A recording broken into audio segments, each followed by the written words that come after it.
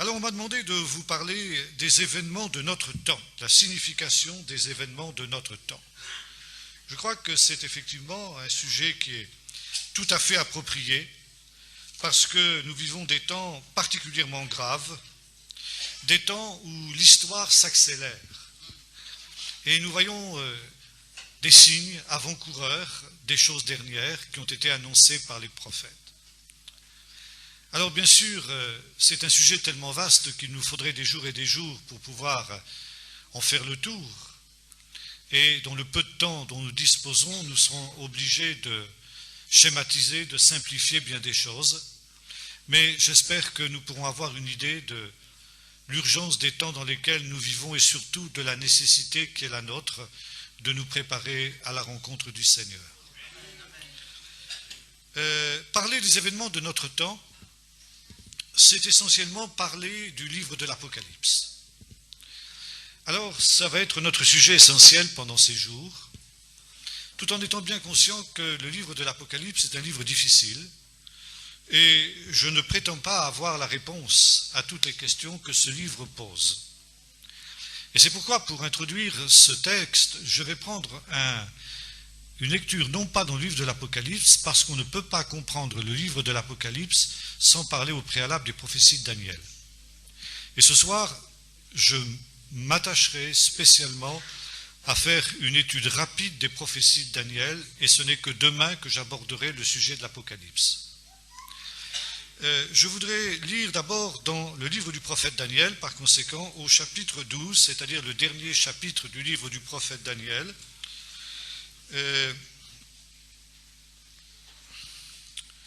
Verset 7, on pourrait lire à partir du verset 7, plutôt verset 6 même. L'un d'eux, c'est-à-dire un des anges, dit à l'homme vêtu de lin, qui était aussi un ange, qui se tenait au-dessus des eaux du fleuve, quand viendra la fin de ces prodiges? Et j'entendis l'homme vêtu de lin qui se tenait au-dessus des eaux du fleuve. Il leva vers les cieux sa main droite et sa main gauche, et il jura par celui qui vit éternellement que ce sera dans un temps, des temps et la moitié d'un temps, et que tous ces événements s'achèveront quand la force du peuple saint sera entièrement brisée. J'entendis, mais je ne compris pas. Et je dis, mon Seigneur, quelle sera l'issue de ces événements? Il répondit, va Daniel, car ces paroles seront secrètes et scellées jusqu'au temps de la fin. Beaucoup seront purifiés, blanchis et purés. Les méchants feront le mal et aucun des méchants ne comprendra, mais ceux qui auront de l'intelligence comprendront. Depuis le temps où sera interrompu le sacrifice perpétuel et où sera dressée l'abomination du dévastateur, il y aura 1290 jours. Heureux celui qui attendra et qui arrivera jusqu'à 1335 jours. Et toi, marche jusqu'à ta fin, tu te reposeras, tu te lèveras pour ton héritage à la fin des jours. C'est par ces paroles que s'achève le livre de Daniel. Et ces révélations étranges qu'avait reçues cet homme de Dieu, ce prophète, ont été pour lui une source d'étonnement. Et à la fin de ces révélations, il nous dit ceci, j'entendis, mais je ne compris pas. Alors il demande à l'ange l'explication, explique-moi, parce que je n'ai pas compris. Et en gros, l'ange lui dit ceci, ces paroles seront tenues secrètes, donc ne cherche pas à comprendre. Ne cherche pas à comprendre parce que ça ne te concerne pas. Ça n'est pas de ton temps, c'est pas pour ton temps que tu as écrit ces choses. Et ces choses seront cachées, seront secrètes, elles seront voilées jusqu'au temps de la fin. Et ce n'est qu'au temps de la fin que des hommes sages, c'est-à-dire rendus sages par le Saint-Esprit, seront capables de comprendre. Et voilà, les prophéties de Daniel se présentent comme un livre scellé, fermé, voilé. Par conséquent, un livre incompréhensible en quelque sorte. Et c'est exactement ce que nous retrouvons aussi dans le livre de l'Apocalypse. Et maintenant, nous allons lire un autre texte dans le livre de l'Apocalypse, chapitre 5 et verset 1er. Puis je vis dans la main droite de celui qui était assis sur le trône un livre écrit au-dedans et en dehors et scellé de 7 sceaux. Tiens. Voilà notre livre scellé à l'époque de Daniel qui réapparaît à l'époque de Jean. Et ce livre est maintenant apporté devant tous les êtres célestes qui sont devant le trône de Dieu. Et je vis un ange puissant qui proclamait d'une voix forte: qui est digne d'ouvrir le livre et d'en rompre les sceaux? Mais nul dans le ciel, ni sur la terre, ni sous la terre ne pouvait ouvrir le livre, ni le regarder. Et je pleurai beaucoup, parce que nul ne fut trouvé digne d'ouvrir le livre, ni de le regarder. Mais l'un des anciens me dit: ne pleure pas, car voici que le lion de la tribu de Juda, le rejeton de David, a vaincu pour ouvrir le livre et ses 7 sceaux. Et je vis au milieu du trône et des 4 êtres vivants au milieu des anciens un agneau debout qui semblait immolé. Il avait 7 cornes et 7 yeux qui sont les 7 esprits de Dieu envoyés sur toute la terre. Il vint recevoir le livre de la main droite de celui qui était assis sur le trône. Quand il eut reçu le livre, les 4 êtres vivants et les 24 anciens se prosternèrent devant l'agneau, tenant chacun une harpe et des coupes d'or remplies de parfums qui sont les prières des saints. Et ils chantaient un cantique nouveau en disant: tu es digne de recevoir le livre et d'en ouvrir le sceau, car tu as été immolé et tu as racheté pour Dieu par ton sang des hommes de toute tribu, de toute langue et de tout peuple, de toute nation. Tu as fait d'un royaume et des sacrificateurs, et ils régneront au siècle des siècles. Alors voyez-vous, il y a une correspondance entre le livre de Daniel et le livre de l'Apocalypse. Apocalypsis en grec signifie révélation, dévoilement. Ça veut dire quelque chose qui était caché, qui devient visible. Quelque chose qui était secret et qui devient compréhensible. Et nous avons vu justement dans le livre de Daniel, à la fin du livre de Daniel, que la prophétie de Daniel se présente comme un livre scellé, caché, incompréhensible, secret, jusqu'au temps de la fin. Et la fin, quand est-ce qu'elle commence, la fin? La fin, elle commence avec Jésus. La fin, elle a commencé il y a 2000 ans. Ça peut vous étonner, mais quand vous lisez le livre des Actes, c'est ce qui est écrit. Pierre, le jour de la Pentecôte, il y a 2000 ans, déclare: c'est ici ce qui a été écrit par le prophète Joël. Dans les derniers temps, dit Dieu, je répandrai mon esprit sur toute chair. Les premiers temps commencent donc avec la venue de Jésus. Alors évidemment, on va dire, mais ça c'est il y a 2000 ans. 2000 ans pour nous c'est beaucoup. Oui, c'est vrai, pour nous c'est beaucoup. Pas pour Dieu. L'apôtre Pierre nous dit que pour Dieu, un jour est comme 1000 ans, et 1000 ans sont comme un jour. Et depuis l'époque de Jésus, depuis l'époque de Jean dans l'Apocalypse, nous sommes dans les temps de la fin. En quelque sorte, on peut dire que les premiers chrétiens vivaient le commencement de la fin, et nous vivons la fin de la fin. Et alors justement, quand vient ce commencement de la fin, dans le ciel, Jean voit la cour céleste, et nous allons voir que c'était la même cour que celle que Daniel aussi avait vue. Et là, il voit un ange qui apporte ce livre qui avait été scellé par Daniel sur l'ordre de ce même ange. Et en disant maintenant, ce livre qui a été scellé, qui a été cacheté, qui a été tenu secret, le temps est venu de le dévoiler. Apocalypsis en grec. Le temps est venu de l'Apocalypse. Vous savez, les gens ont dit l'Apocalypse, c'est des malheurs, c'est des catastrophes, c'est des cataclysmes. L'Apocalypse, ça ne veut pas dire ça. Apocalypse, ça veut dire manifestation, révélation, dévoilement. Maintenant, ce livre qui était scellé, ce livre qui était cacheté en Jésus et par Jésus, l'agneau immolé, il devient compréhensible. Jésus est la clé de la prophétie, il est celui qui nous donne le sens de la prophétie et qui nous permet de nous situer par rapport au temps de la fin. Voilà. Alors ça, c'était quelque chose que je voulais dire en commençant, pour que les choses soient bien claires quand nous parlons justement de l'Apocalypse. Maintenant, il nous est dit, les hommes sages comprendront. Et Jésus nous dira ça aussi dans un certain nombre de textes. Il dit, quand il parle de son retour, il dit que celui qui peut comprendre, comprenne.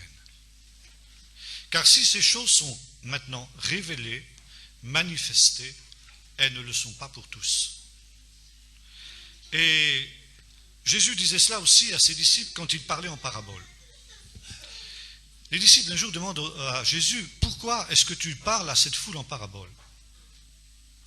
Et Jésus leur dit, pour qu'en entendant, ils ne comprennent pas, pour qu'en en voyant, ils ne réalisent pas, pour qu'en entendant, ils ne réalisent pas ce qui se dit.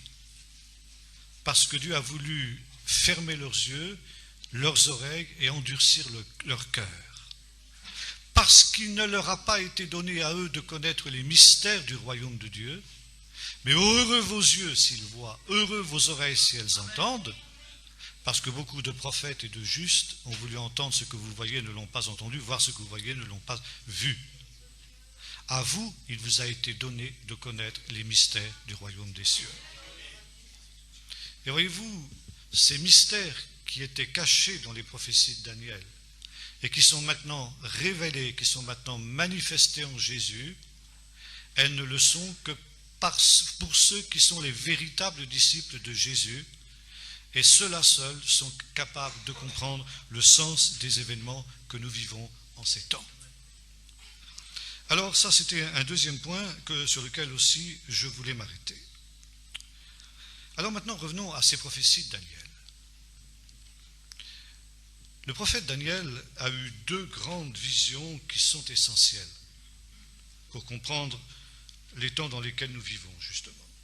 La première se trouve au chapitre 2 et la deuxième au chapitre 7. Ces deux visions sont un même message présenté de deux manières différentes, mais c'est la même idée. Le chapitre 2, nous n'allons pas lire ce texte pour gagner un petit peu de temps. Le chapitre 2, c'est le roi Nebuchadnezzar qui voit une grande statue. Une statue qui est composée de 4 parties. Une tête d'or, une poitrine d'argent, un ventre de bronze, des jambes de fer et des pieds qui sont en partie d'un mélange de fer et d'argile. Et pendant qu'il voit cette statue, le prophète voit soudain, ou plutôt le roi, voit soudain une pierre qui se détache de la montagne sans le secours d'aucune main et qui vient frapper les orteils de la statue. Ça veut dire le point faible de la statue. Et cette statue immense s'effondre comme un château de cartes, et la pierre qui s'est détachée de la montagne grandit, devient une grande montagne qui remplit toute la terre. Alors, Daniel donne au roi l'explication de ce rêve. Il lui dit, ces 4 parties de la statue, ce sont 4 empires qui domineront sur le pays d'Israël jusqu'au temps de la fin. Et ces empires humains, seront détruits par le royaume de Dieu. Quand vous lisez l'Évangile, il est souvent question du royaume de Dieu. Jésus prêchait le royaume de Dieu. Alors nous allons voir ce que c'était que le royaume de Dieu. Ou le règne de Dieu. On peut traduire des deux manières. Bon, ça c'est la première vision. La deuxième vision se trouve au chapitre 7. Chapitre 7 de Daniel, où nous avons la même réalité, mais sous une forme différente. Le prophète, c'est Daniel lui-même cette fois-ci, voit 4 animaux féroces qui se succèdent les uns après les autres, qui montent de la Grande Mer. La Grande Mer, c'est la Méditerranée. Et qui vont ensuite, en quelque sorte, l'un va éliminer l'autre, si j'ose dire. Le premier animal est semblable à un lion. Le deuxième, c'est un ours. Le troisième, c'est un léopard. Et le quatrième, c'est un animal qui n'a pas d'équivalent sur la terre. C'est un animal qui n'existe pas sur la terre. Ce qui nous est dit, c'est simplement que c'était le plus terrible, le plus affreux de toutes ces bêtes féroces. Elle avait des grands ongles et des dents de fer, et elle foulait, elle broyait tout. Et l'ange va donner justement l'explication de ce que sont ces 4 animaux. Ce sont finalement les 4 parties de la statue. Dans le premier songe, il était question de 4 parties de la statue. Là, il est question de 4 animaux. Mais ces 4 animaux représentent aussi les 4 empires.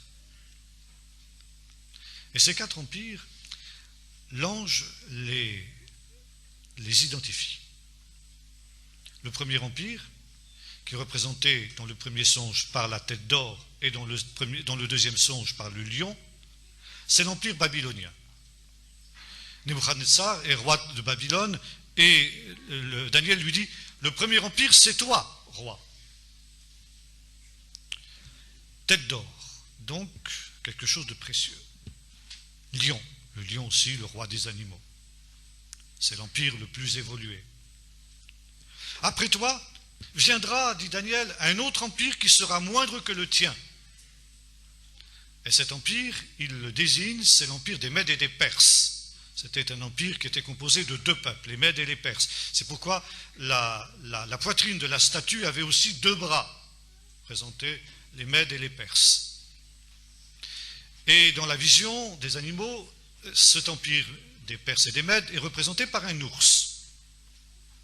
Le troisième empire, eh bien, c'est l'empire grec, l'empire d'Alexandre le Grand, qui est représenté par le ventre de bronze et par le léopard. Le léopard, c'est un animal très rapide. Et les conquêtes d'Alexandre le Grand, qui était le premier roi de cet empire, ont été extrêmement rapides. Bon, jusque-là, pas de problème. On peut identifier ces 3 empires sans difficulté. Le problème vient avec la 4e bête. Et la 4e bête, nous l'avons vu, elle est vraiment spéciale. Elle n'appartient pas à notre monde. On ne peut pas l'identifier avec un animal existant actuellement. Et on ne peut pas non plus l'identifier avec un empire, pour une bonne et simple raison, c'est qu'à l'époque de Daniel, cet empire-là n'existait pas. Et il faudra attendre près de 1 siècle et demi à 2 siècles après Daniel, pour que l'on identifie le 4e empire. Et le 4e empire, c'est l'empire romain. L'empire romain, qui a succédé à l'empire perse, à l'empire grec, ça aujourd'hui on le sait parce qu'on a le recul qu'on n'avait pas à l'époque de Daniel, mais à l'époque de Daniel, cet empire n'existait pas. Donc il n'a pas pu le désigner. Et cet empire, eh bien, il fut effectivement le plus cruel, le plus dévastateur de tous les autres. D'ailleurs, il était aussi une sorte de résurgence de l'empire babylonien.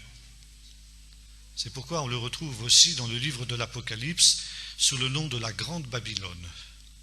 On aura l'occasion d'y revenir à cela. Alors vous allez me dire, oui, mais l'empire romain, il a disparu. Aujourd'hui, il n'existe plus. Or, cet empire, il était destiné à exister jusqu'au temps de la fin. Jusqu'au moment où se détachera la pierre de la montagne qui viendra frapper les orteils de la statue. Et là, justement, quand nous revenons au chapitre 7 du livre de Daniel, nous voyons quelque chose de très intéressant. Cet empire, il met le comble au péché. Il va provoquer un certain nombre d'événements, pourrait-on dire, et un événement qui va être souvent repris dans le Nouveau Testament, notamment dans les épîtres de Paul, et plus spécialement dans la 2e épître de Paul aux Thessaloniciens, chapitre 2, où les Thessaloniciens posent à Paul la question de savoir justement quand Jésus va venir. Et certains se demandent même si en fait Jésus n'est pas déjà revenu et que finalement ce que nous appelons l'enlèvement de l'Église n'a pas eu lieu. Et Paul les rassure, dit non, l'enlèvement de l'Église n'a pas eu lieu. Parce qu'avant, justement, la venue du Seigneur, il faut deux choses. L'apparition de l'homme du péché, le fils de la perdition, l'adversaire qui s'élève au-dessus de tout ce qu'on appelle Dieu. Et puis avant son apparition, il faut que soit venu ce qu'il appelle l'apostasie. L'apostasie, c'est un mot grec qui signifie l'abandon de la foi. C'est-à-dire l'abandon de la foi par des gens qui ont eu la foi et qui s'en détournent. Et ça touche le monde ambiant et ça touche aussi l'Église. Et cette apostasie, Daniel la voit décrite dans ses visions, notamment dans la vision du chapitre 7, par une corne qui monte de cette bête et qui s'élève jusqu'au ciel et qui veut faire tomber la vérité par terre pour la piétiner, qui blasphème comme jamais aucune bête n'a blasphémé avant elle, et qui même, nous dit notre texte, veut changer le calendrier et la Torah, la parole de Dieu. Ça, c'est la marque de l'apostasie. Je ne sais pas si vous suivez un petit peu l'actualité, et actuellement, il y a un point qui m'inquiète énormément, c'est ces discussions au sujet du dimanche. On veut maintenant supprimer le dimanche pour en faire un jour comme les autres, un jour où on travaillerait comme les autres. Il espérera changer le calendrier. Vous voyez? Et la Torah, et la parole de Dieu. Bon, ça, je reviendrai tout à l'heure à la fin pour faire le parallèle avec ce que la Bible annonce et ce que nous vivons aujourd'hui. Nous allons voir justement qu'il y a une coïncidence étonnante entre ce que les prophéties annoncent et puis ce que nous vivons aujourd'hui. Mais revenons justement à notre prophétie. Donc, cette corne, nous est-il dit, réussit à faire tomber la vérité par terre. Et là, c'est trop. Trop, c'est trop. Alors, pendant que cette corne est en train de réussir dans ses entreprises, eh bien, une cour céleste s'installe. On installe un trône. Ça veut dire le trône, dans la Bible, c'est l'image du jugement. L'ancien des jours, c'est-à-dire Dieu, s'assied sur le trône. Et puis, un procès commence, le procès de la bête. Des livres sont ouverts, ce n'est pas le même livre que celui qu'on a vu tout à l'heure. Ce sont des livres dans lesquels sont écrits l'acte d'accusation contre cet animal terrible. Et finalement, la sentence est proclamée, la bête est condamnée à mort. Et alors, vient sur les nuées du ciel quelqu'un qui ressemble au Fils de l'homme, nous est-il dit. Et ce Fils de l'homme, il est équivalent à la pierre que nous avons vue dans le chapitre 2 du livre de Daniel.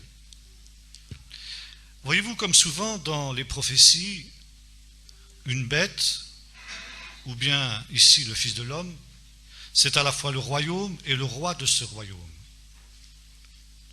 Et ici, nous avons l'apparition d'un cinquième royaume, d'un cinquième empire, qui est le royaume de Dieu. De la même manière que la pierre représentait le cinquième royaume, de la même manière le Fils de l'homme représente le cinquième royaume. Alors pourquoi est-il ici question du Fils de l'homme? Fils de l'homme en hébreu, ça veut tout simplement dire l'homme, un être humain. Et cet être humain, il contraste avec les bêtes. Les 4 premiers empires, qui sont des empires humains, sont des empires bestiaux, féroces, sans cœur. Ce qui est la marque des royaumes de ce monde. Et plus que jamais, les royaumes de ce monde sont sans cœur. Ils ne connaissent que des intérêts. C'est De Gaulle qui disait ceci: les nations n'ont pas d'amis, elles n'ont que des intérêts. C'est des bêtes. Les bêtes réagissent comme ça. Les bêtes ne cherchent que leur intérêt, que leur instinct insatiable et vorace. Et par conséquent, les empires humains sont en fait des empires inhumains.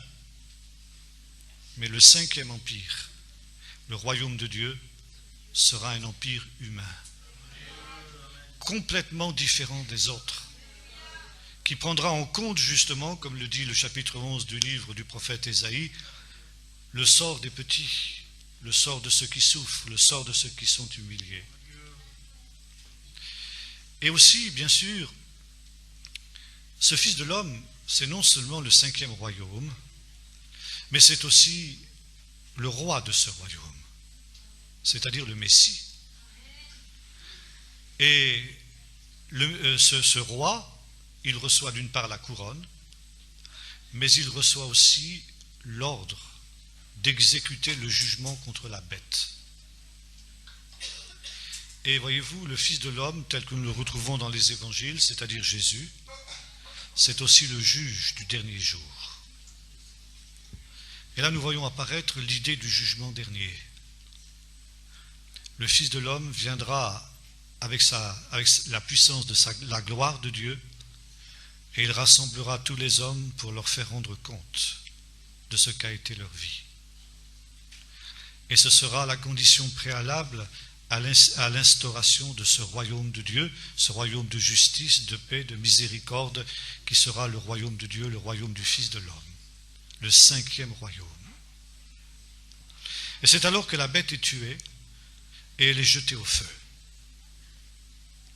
Et alors, les saints, ceux qui ont attendu le Seigneur, qui ont été fidèles, reçoivent aussi le règne avec le Fils de l'homme. Ils règnent avec lui pour l'éternité. Donc voilà, très brièvement, exposer ce que sont les prophéties de Daniel et comment Daniel voit justement les choses dernières. À l'époque de Jean, maintenant, les 3 premiers royaumes avaient disparu. Mais Jean vivait à l'époque où le 4e royaume, le 4e empire, l'empire romain, était à son apogée. Et nous avons vu que les derniers temps ont commencé de son temps. Et le propos de l'Apocalypse est celui-ci: écris, dit l'ange à Jean, ce que tu vois, ce qui est aujourd'hui de ton temps et ce qui viendra par la suite. Par conséquent, dans l'Apocalypse, il y a tous les événements depuis l'époque de Jean jusqu'à notre temps, exactement jusqu'au temps de la fin. Parce que le dernier empire, l'Empire romain, le 4e empire, doit durer jusqu'au temps de la fin. Alors là, il y a un problème pour nous, disons, mais l'Empire romain, il a disparu. Alors justement, les sages d'Israël ont étudié notamment la vision de la statue, et ils ont constaté qu'il y a différentes étapes dans l'histoire du 4e empire, c'est-à-dire dans l'histoire de l'Empire romain. Et d'abord, il y a un moment où elle est composée uniquement de fer. Ça veut dire elle est homogène, elle est solide. Et ça, c'est la première partie de l'histoire de l'Empire romain. Et puis ensuite, il y a une deuxième étape de l'existence de ce 4e empire, c'est les pieds d'argile et les orteils en particulier, qui sont composés à la fois de fer et d'argile. Ça veut dire qu'ils sont en partie forts et en partie faibles. Le fer est fort et l'argile est faible, bien entendu. Et l'autre prophétie nous dit aussi, les 10 orteils, ce sont des rois qui surgiront de ce royaume.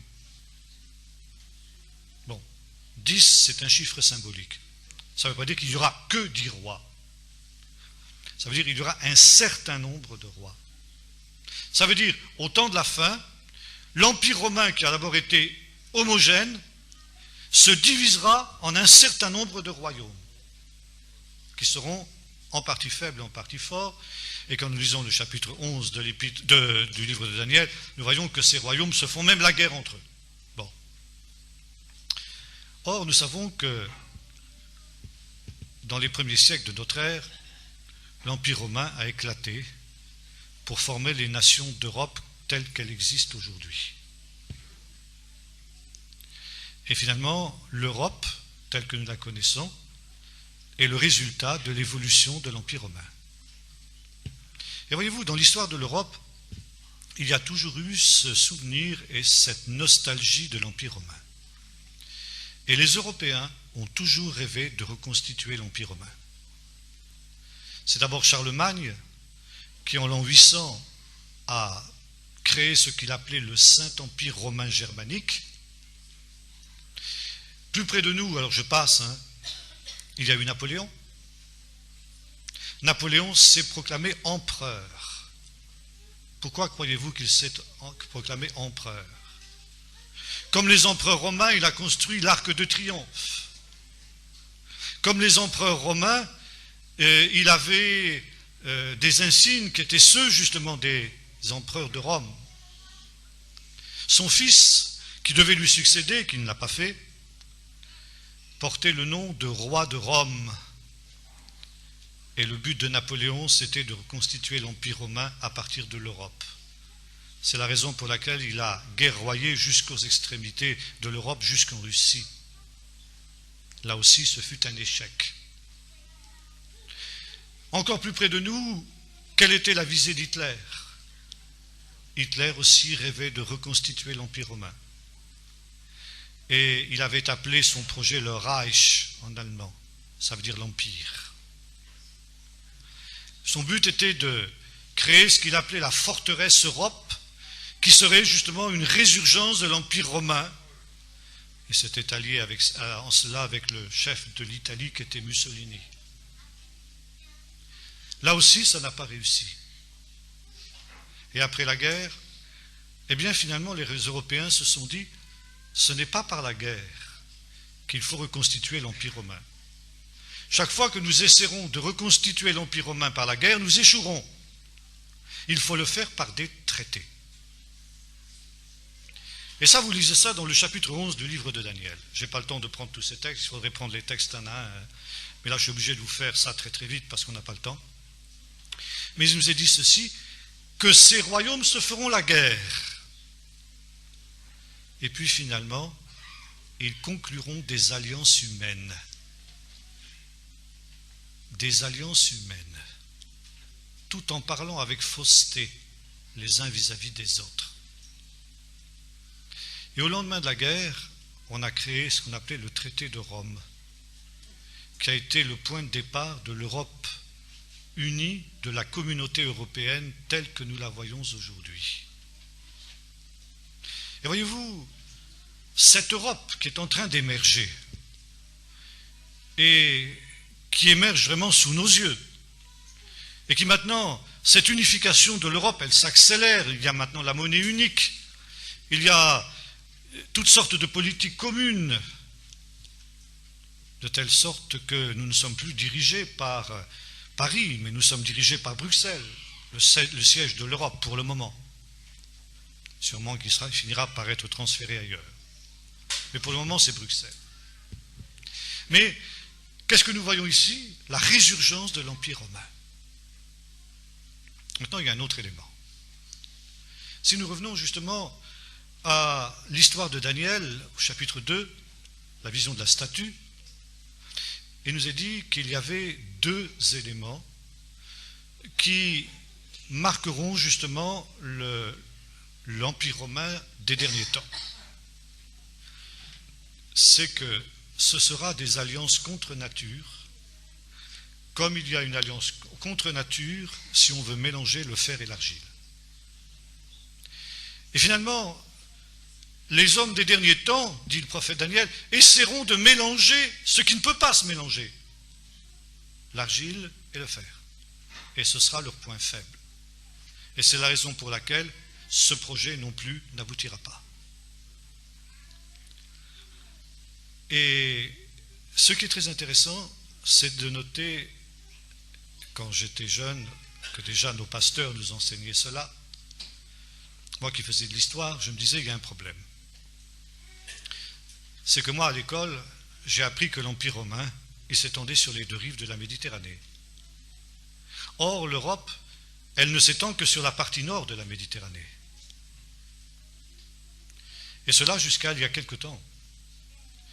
Déjà dans les années 70, fin des années 70, début des années 80 du siècle dernier, j'ai pu rencontrer une femme très très intéressante, une chercheuse juive, qui était originaire d'Égypte et qui a été la première à faire des recherches approfondies sur la civilisation islamique.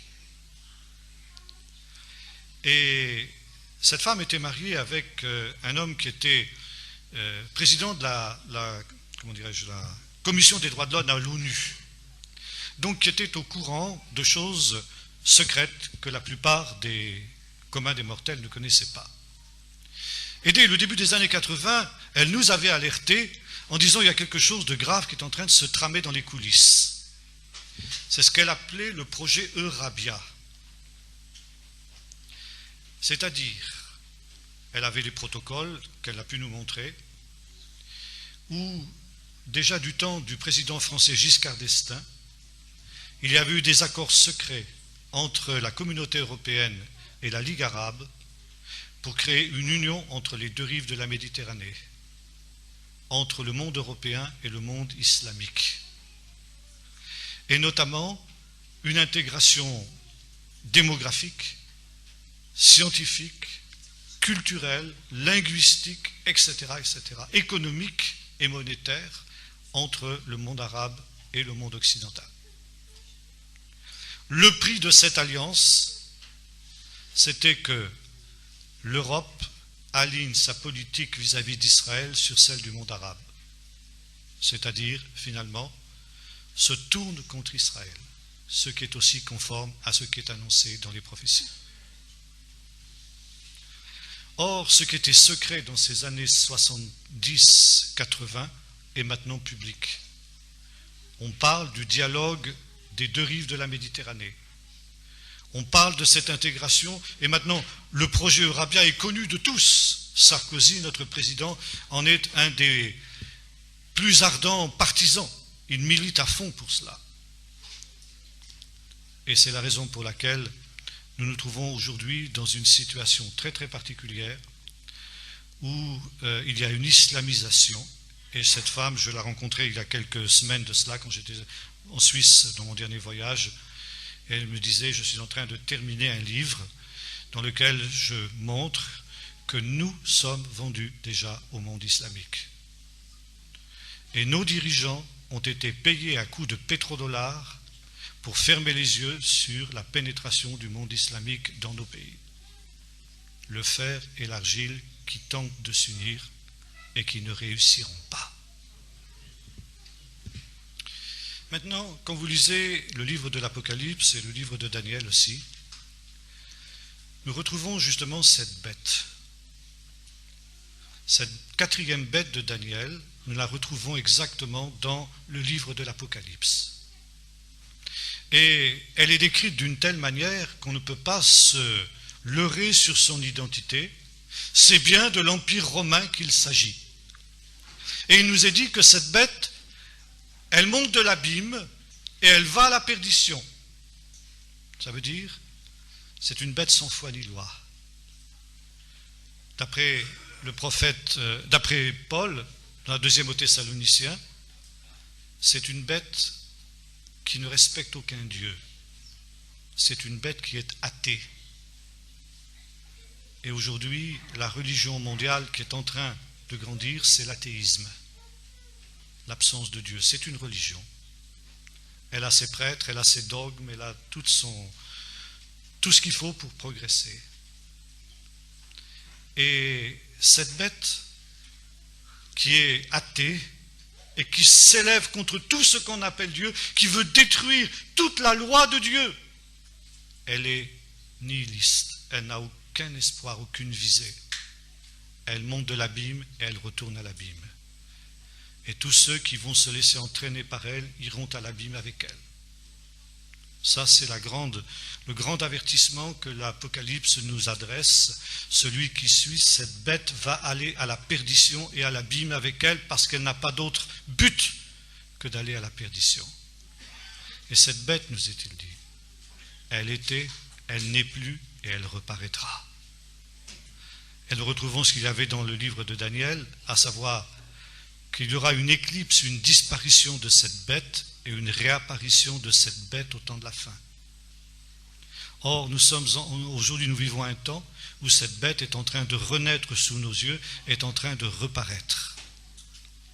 Et je reviens justement sur cette idée que cette bête est anti-Dieu. Ça, nous trouvons de nombreux textes qui nous le précisent. Et lors du fameux vote de la Constitution européenne, il y a de quelques années de cela, nous avons tous dû voter là-dessus, et les Français ont répondu non à ce référendum, ils ont bien fait. On nous demandait d'accepter justement le préambule de la Constitution de l'Europe. Et ce préambule, nous en avions tous reçu un résumé que je n'ai pas lu, sûrement pas vous non plus, je pense, parce que c'était illisible. C'était écrit dans un langage tellement difficile à comprendre que personne n'a pris la peine de le lire, c'était fait exprès. Et en fait, ce n'était que le résumé d'un énorme pavé qui était gros comme ça. Un de mes amis pasteurs a pris le temps de lire ce gros pavé comme ça, et de l'étudier, de l'analyser. Et il me disait, quand je suis arrivé à la fin de ce texte, il m'a fallu des mois et des mois pour l'étudier, tellement c'était difficile. Mais j'ai fait l'effort. Et ma conclusion était celle-ci, c'est un texte athée, antisémite et antichrist. Et anti-Dieu. L'esprit de l'antichrist. Voyez-vous? J'entendais hier en venant, ou plutôt ce matin en venant sur la route, ou hier, je ne sais plus, que justement on était en train de préparer un nouveau projet de cette constitution qui avait été rejetée, et cette fois-ci on espérait qu'il allait être accepté par les Européens. Et en même temps, disait ce frère, elle ouvrait la porte à une dictature. Parce qu'en cas d'urgence, le chef de la coalition européenne pourrait s'attribuer les pleins pouvoirs. Vous voyez ce que ça veut dire? Et là, nous voyons justement quelque chose de très intéressant ces jours-ci aussi, qui m'a fait froid dans le dos. Ça a été l'élection du nouveau président américain Obama. Alors surtout, ne me faites pas dire ce que je ne dis pas. Je ne dis pas qu'Obama est l'antichrist. Mais ce qui m'a frappé, c'est de voir qu'il était accueilli comme le Messie par l'ensemble des peuples du monde. L'homme providentiel, l'homme qui allait changer le monde, l'homme qui allait vraiment faire en sorte que tous les problèmes soient résolus. Je ne pense pas qu'il le fera. Mais ça veut dire que dans les gens du monde, il y a aujourd'hui cette aspiration à un Messie, c'est-à-dire cette aspiration à l'Antichrist. Alors, je ne pense pas qu'Obama ait la carrure pour ça. Mais un jour viendra quelqu'un qui en aura la carrure. Et là, ce sera grave. Déjà, le chemin est préparé justement pour l'apparition du Fils de la perdition. Et voyez-vous, dans ce projet de constitution européenne, il y avait le désir de ne même plus évoquer le passé judéo-chrétien de l'Europe. Et là, nous sommes en plein dans cette dimension de l'apostasie dont nous parlions tout à l'heure. Ça veut dire l'abandon de la foi. L'Europe est une région qui a été privilégiée plus que toutes les autres régions du monde. Car c'est une région qui a été christianisée pendant 2000 ans.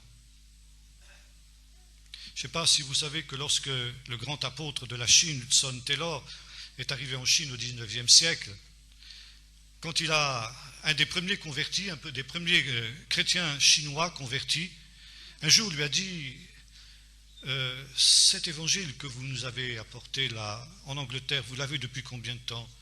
60 ans, 80 ans? Et Hudson Taylor a répondu non, depuis 1900 ans. Et le Chinois a dit mais et c'est maintenant seulement que vous nous l'apportez? Vous avez attendu 2000 ans pour nous l'apporter? Qu'est-ce que ça veut dire? Que des peuples, les peuples éloignés jusqu'aux extrémités de la terre, ont l'évangile depuis quelques dizaines d'années, quelques 100, 200 ans maximum. Et nous, les Européens, nous avons cet évangile depuis 2000 ans. Oh, vous allez me dire, ça n'a pas toujours été fameux, la prédication de l'évangile dans notre pays. C'est vrai. Mais quand même, il y avait une dimension de l'évangile. Et l'évangile pénétrait nos institutions. Je parlais par exemple du calendrier tout à l'heure. La Bible, elle inspire nos lois. même si on ne le sait pas, notre morale, notre conduite. Et voilà justement une des marques de l'Antichrist et de l'esprit de l'Antichrist, nous est-il dit, c'est qu'il espérera changer le calendrier, c'est-à-dire le calendrier chrétien, et la Torah, c'est-à-dire la Bible. Et il est question aujourd'hui, par exemple, d'interdire d'enseigner que Dieu a créé le ciel et la terre. D'ailleurs, c'est aussi dans ce projet de constitution européenne. Il faut enseigner que l'homme descend du singe. Si vous n'enseignez pas ça, on ne vous met pas encore en prison, mais en tout cas, vous êtes considéré comme quelqu'un qui n'est pas crédible. Et même, encore une fois, il est question d'interdire d'enseigner ça dans les écoles ou aux enfants, dans les catéchismes et des choses comme ça. Or, ceux qui sont en train de faire cette loi savent très bien que l'idée que l'homme descend du singe, c'est une absurdité, c'est une bêtise de première grandeur. Aucun savant digne de ce nom ne croit plus à ça. Mais c'est bon pour le petit peuple, vous comprenez. C'est bon pour lui faire croire ça. Donc, ils savent que c'est un mensonge et ils veulent nous faire croire que ce mensonge est la vérité. Il jettera la vérité par terre. Et voyez-vous, nous sommes à fond dans ces accomplissements prophétiques dont nous parlent les Écritures. Et en même temps, cet esprit diabolique, cet esprit de l'Antéchrist est à l'œuvre. Parce que nous lisons dans la parole de Dieu qu'il doit précéder la venue de l'Antéchrist. Avant la venue de la personne de l'Antéchrist, du sein de ce royaume, de ce quatrième royaume, eh bien, paraîtra l'esprit d'Antéchrist qui accueillera, qui fera que les hommes de ce temps-là, comme nous l'avons dit tout à l'heure, seront prêts à accueillir cet homme providentiel qui surgira au temps de la fin et qui prétendra résoudre tous les problèmes de l'humanité. Et aujourd'hui, nous assistons à cette préparation d'une manière tout à fait étonnante, dans ce sens qu'il y a aujourd'hui dans notre société occidentale et européenne un rejet de Dieu, un rejet de l'Évangile, un rejet de la Bible, un rejet de même toute allusion à ce qui est l'Évangile, à ce qui est la parole de Dieu.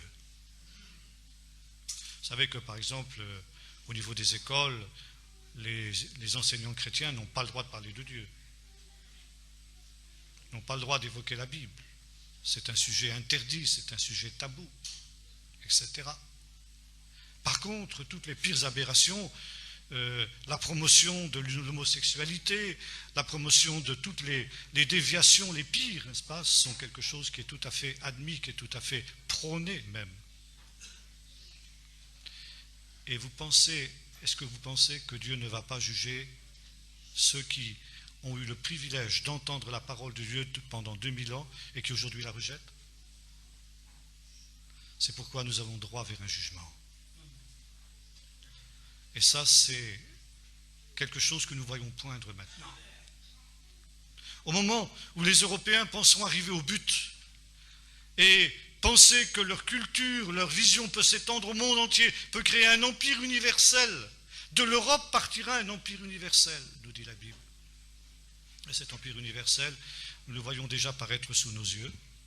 À l'occasion de la crise économique, il est question de mettre en place des structures mondiales pour diriger l'économie mondiale. C'est l'embryon de ce gouvernement mondial. Et puis aussi, une chose très intéressante, c'est que déjà depuis un certain nombre d'années, l'ONU a divisé le monde en 10 secteurs. Tiens, les 10 orteils de la statue et les 10 cornes de la bête. Et alors, il y a quelque chose de très intéressant aussi dans cette division, c'est qu'Israël n'est nulle part, il n'est dans aucune de ces 10 parties.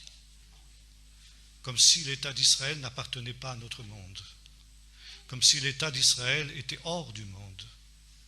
Et voyez-vous, ça aussi c'est quelque chose qui est conforme à la prophétie.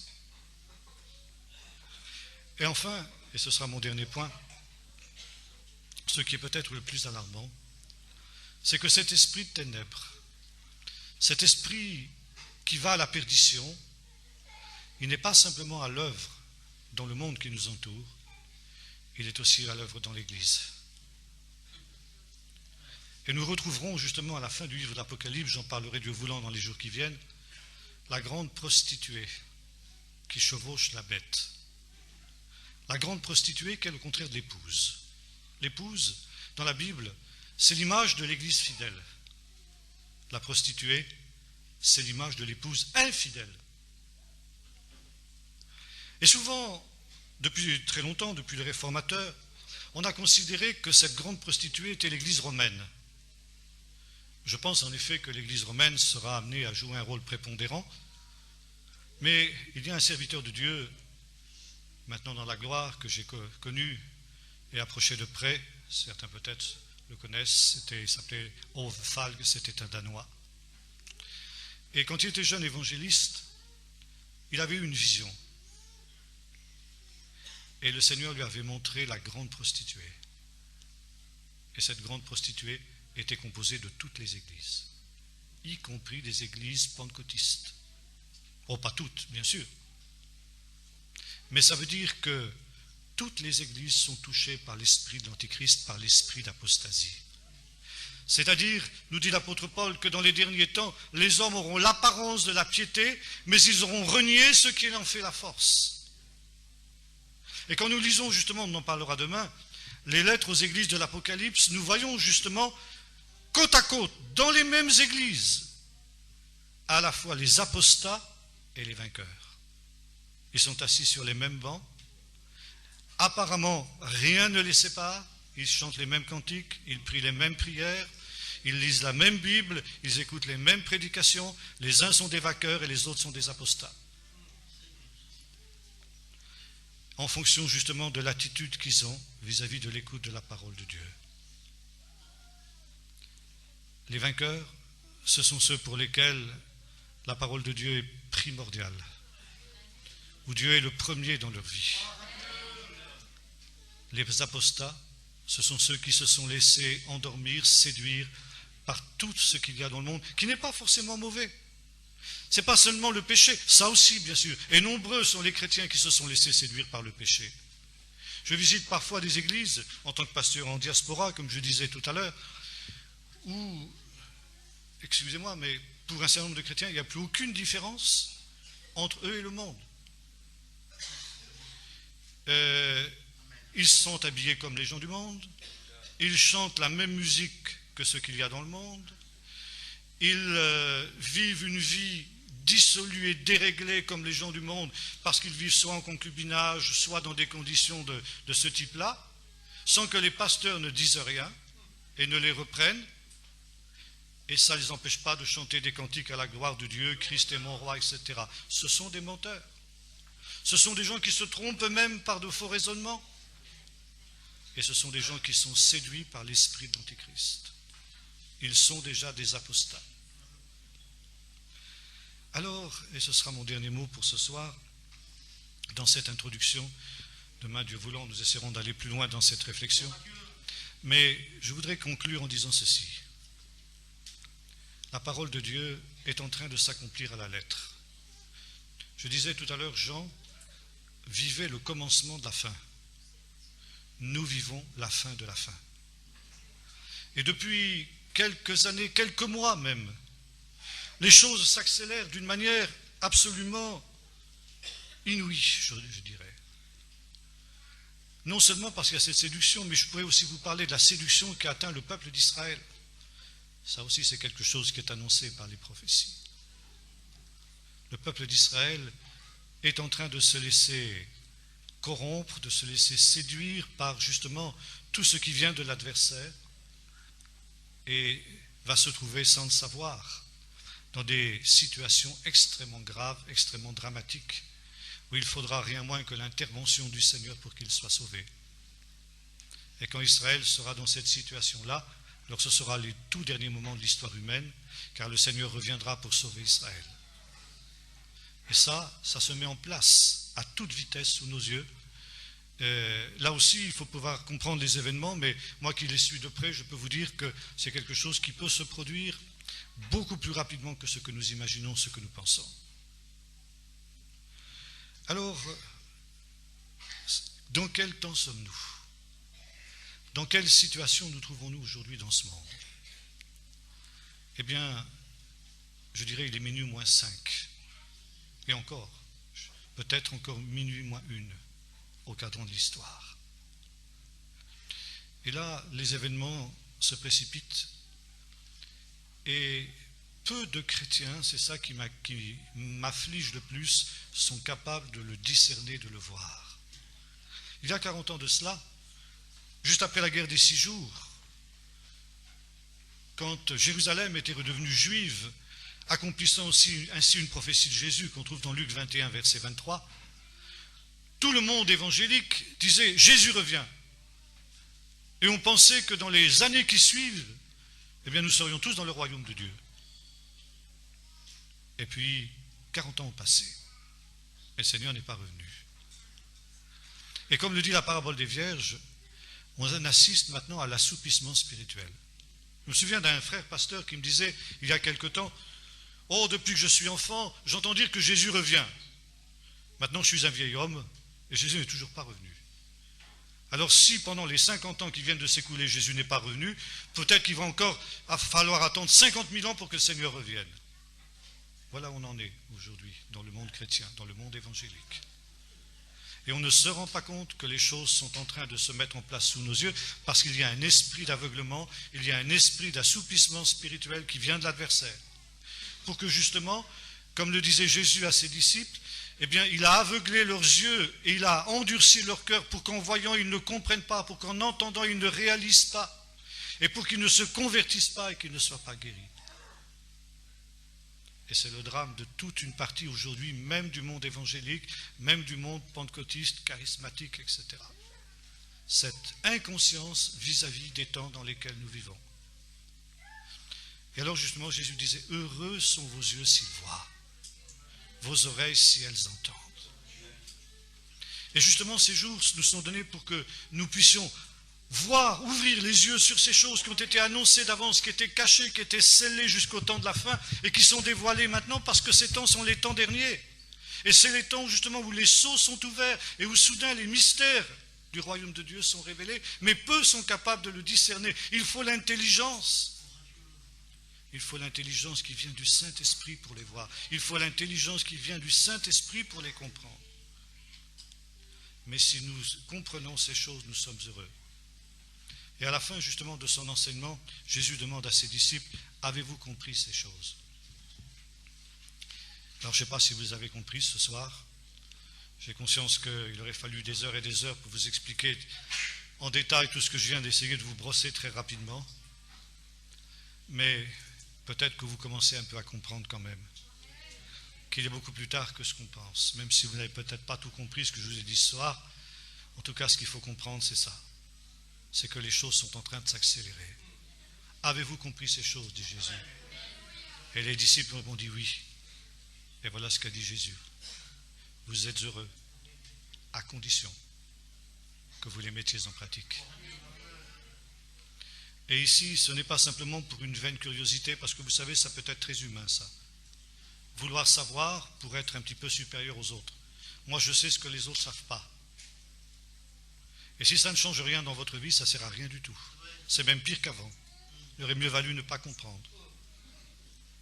Mais si nous sommes prêts à nous remettre en question, si nous sommes prêts à marcher en sainteté de vie, si nous sommes prêts à être plus fidèles et à mettre de l'ordre dans nos vies s'il le faut, à nous couper de ces choses impures qu'il y a dans le monde, ou même de ces choses légitimes. Jésus disait, à l'époque de Noé et à l'époque de Lot, les hommes mangeaient, buvaient, se mariaient, mariaient leurs enfants. Qu'est-ce qu'il y a de mal à ça? Rien. C'est normal de manger et de boire. C'est normal de se marier et de marier ses enfants. Mais c'était ça qui prévalait.